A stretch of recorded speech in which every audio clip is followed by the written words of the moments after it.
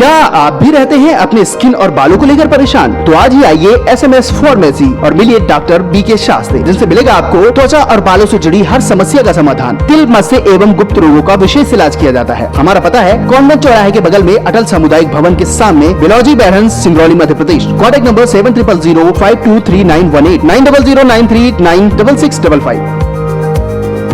नमस्कार, स्वागत है आपका पुलखोल पोस्ट में। मैं हूं शिवम गुप्ता और आज हम हैं सिंगरौली ज़िले के मोरबा क्षेत्र में। ये मोरबा बस स्टैंड कहलाता है और जैसा कि हम मोरबा बस स्टैंड के एंट्री वाले पॉइंट में है, जी हाँ, आपको बता दें ये द्वार है, जैसा कि दिखा सकते हैं आप।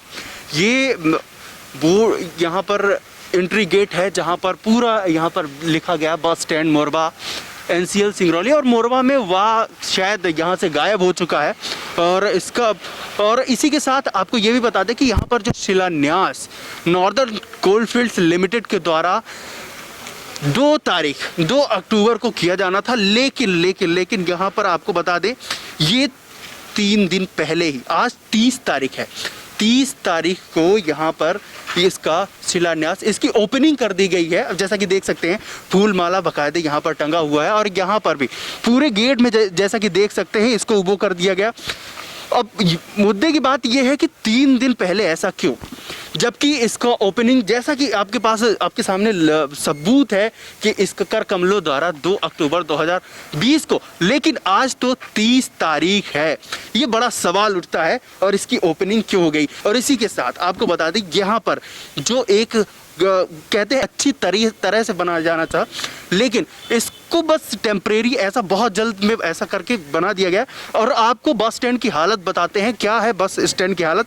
जैसा कि देख सकते हैं गंदगी आप पूरी तरह से देख सकते हैं। पूरे अगर बस स्टैंड की बात करें तो गंदगी ही गंदगी रखी हुई है। और इसी के साथ आपको ये भी बताएं, जो ये पॉइंट, ये बस स्टैंड है, बस स्टैंड में बसों को खड़ा किया जाता है, लेकिन यहाँ पर बसों को धुला जा रहा है। क्या यह यहाँ पर ये सर्विस सेंटर बना दिया गया?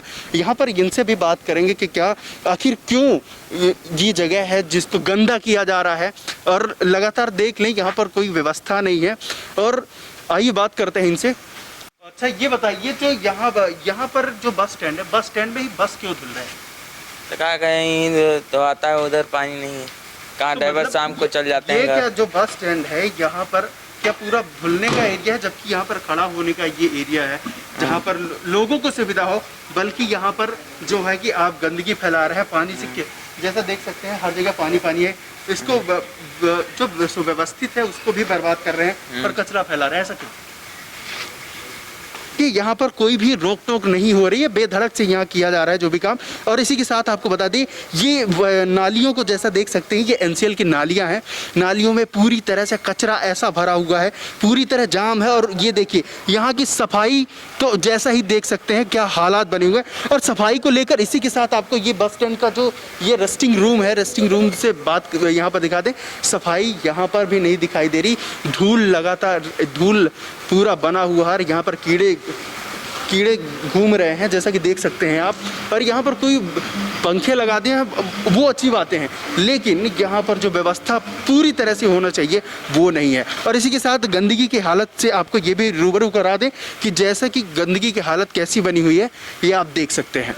जैसा कि देखिए ये गंदगी ही गंदगी है। और इसी के साथ आपको बता दें जो महिला प्रतीक्षालय है, महिला प्रतीक्षालय पर क्या किया गया है महिला प्रतीक्षालय को लेकर, वो हम आपको सीधे बताएंगे नहीं, दिखाएंगे।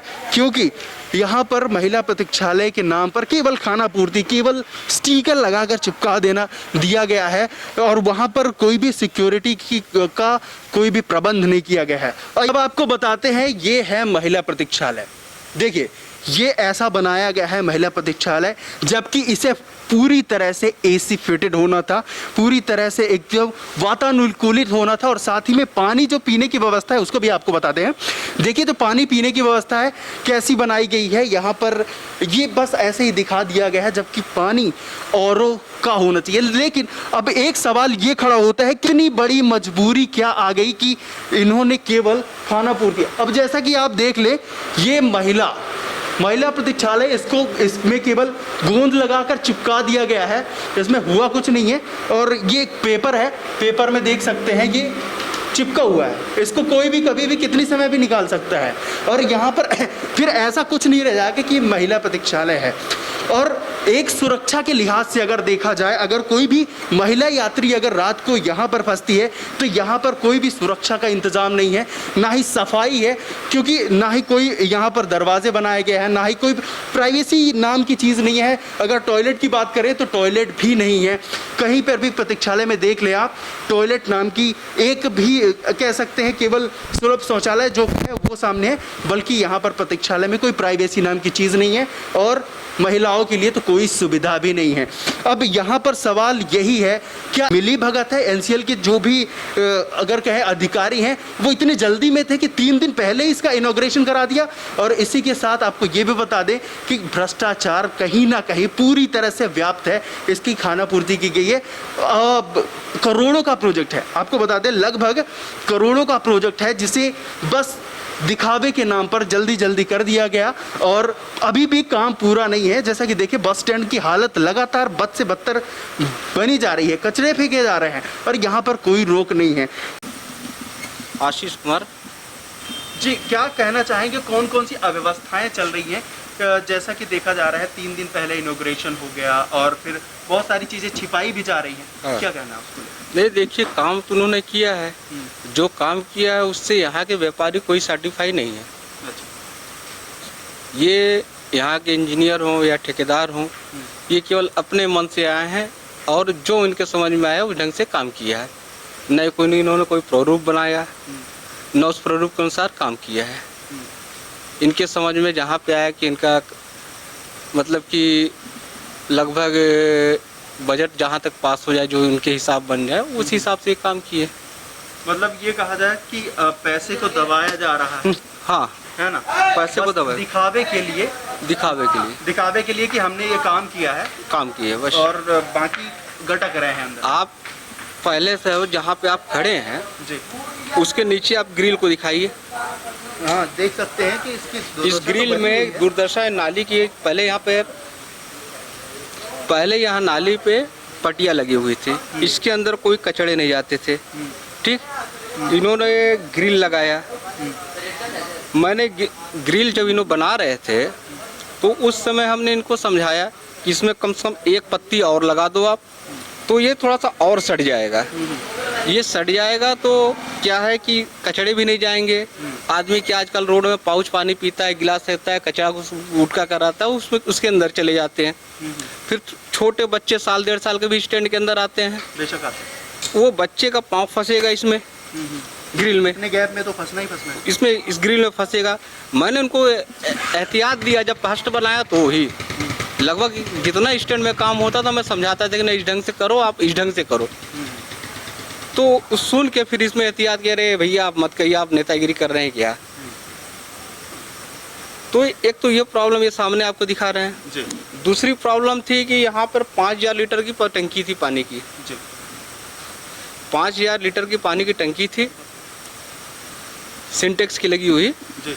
तो लगभग उस समय इस स्टैंड के अंदर कहीं भी पानी सप्लाई नहीं है नगर निगम के द्वारा, और स्टैंड में उस पानी से लगभग हर व्यापारी को पानी की आवश्यकता होती है, और दिन भर जो है पानी आदमी को पीने को उसमें पर्याप्त रहता था। उस पानी का ओवरफ्लो जो पानी चलता था, तो जितने व्यापारी वर्ग थे लगभग सभी अपने पानी के लिए काम चला लेते थे, यहाँ तक कि आधा मार्केट के आदमी पानी यहाँ से ले जाते थे। तो ये सुविधा एक एनसीएल के द्वारा ही दी गई थी, बहुत अच्छी थी वो। जी। फिर उसको क्या सुविधा खत्म किया, उस टंकी को हटा के 1000 की 2 लीटर पर टंकी की पानी रख दी। अच्छा। ये पानी की समस्या भी क्या, दोपहर 11 बजे तक पानी खत्म हो जाता है इसमें से। तो मतलब जो पानी का एक प्रॉपर तरीके से जो व्यवस्था करनी चाहिए इनको, हाँ, उन्होंने नहीं की। वो नहीं केवल जैसा पहले इसमें दुकानदार के द्वारा डिमांड भी किया गया कि सर जो आपका पानी वेस्टेड जाता है बाहर ओवरफ्लो वाला, तो उसको पानी को टंकी का ओवरफ्लो पानी जो है पाइप के द्वारा बाहर करवा दीजिए। तो हम यहाँ पाइप लगा के नीचे कर देंगे, तो जो वेस्टेड पानी जाता है वो दुकानदारों को काम आ जाएगा। बेशक आ जाएगा। जो दुकानदार लेते हैं कम से कम टंकी में पानी दोनों भरी रहेगी, तो पीने के काम आएगी। और एक आध टंकी अगर आप और बैठा दें तो और अच्छी बात है। जी। इतना तो नहीं आदमी का किया हुआ है। हमने तो लास्ट में यहाँ तक बोल दिया कि अगर आप नहीं करा सकते तो हम लोग सक्षम है सर, हम लोग करा देंगे तो ना एक टंकी का। ये मॉडिफाई है कि आप अब ये जो ब्रेकर बने हुए हैं ये सामने बस जहाँ लगी है इस वक्त में खांचे जो बने हैं खांचे बस के, इसमें पहले क्या था कि ये ब्रेकर टाइप के बने हुए थे यहाँ ऊपर में। ये आइए दिखलाए आपको रुकने के लिए। हाँ, ये जो है ये ब्रेकर बने हुए थे। ये क्या उस तरह ऊंचा ब्रेकर रहता है, ये ब्रेकर रहता है ऊंचा। आजकल गाड़ी कहीं ब्रेक डाउन हो गया, गाड़ी का ब्रेक फेल हो गया तो ये गाड़ी सीधे चली जाएगी दुकान के अंदर। मतलब ये जो था थोड़ा ऊंचा हुआ करता था, ऊंचा हुआ करता गाड़ी होता है, मतलब उसके सपोर्ट में रहता था। खांचा ऐसा ही बनता है, कहीं किसी भी स्टैंड का खांचा जो होता है वैसे ही बनता है। हमको ये समझना है कि हमारे इंजीनियर साहब को क्या दिमाग में आया, कि ठेकेदार साहब के दिमाग में क्या आया कि इसको खांचे के ऊपर नहीं करेंगे, दुकानदार को मौत के मुंह में डाले हुए हैं। गाड़ियाँ हैं, किसी समय पर गाड़ी खराब होती है, ब्रेक फेल हो गया, कुछ हो गया तो सीधे गाड़ी चली जाएगी अंदर।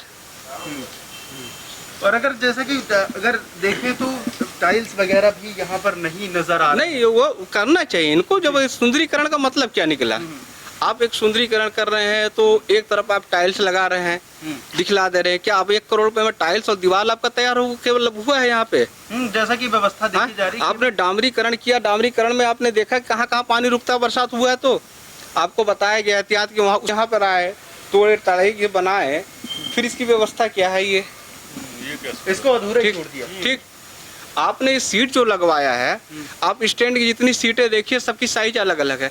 उधर की साइज अलग है, इसके बगल में देखिए दोनों की साइज अलग है। उधर को ऊंचा है, ये नीचा है। क्यों ऐसा? आपका रूप में क्या तैयार किए, किस ढंग से? मतलब आप अपने मनमानी काम किए हैं।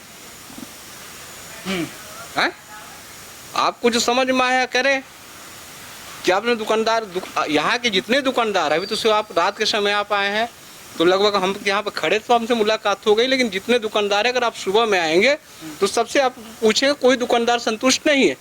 मतलब ये कहा जाए तो एक तानाशाही रवैया चल रहा है। बिल्कुल बिल्कुल बिल्कुल, इसमें कोई इसमें कोई सुनी नहीं जा रही है, केवल अपने हिसाब से काम एक हाँ इंजीनियर साहब की जी और अपने ठेकेदार की जो समझ में आता है वो अपने हिसाब से काम करते हैं।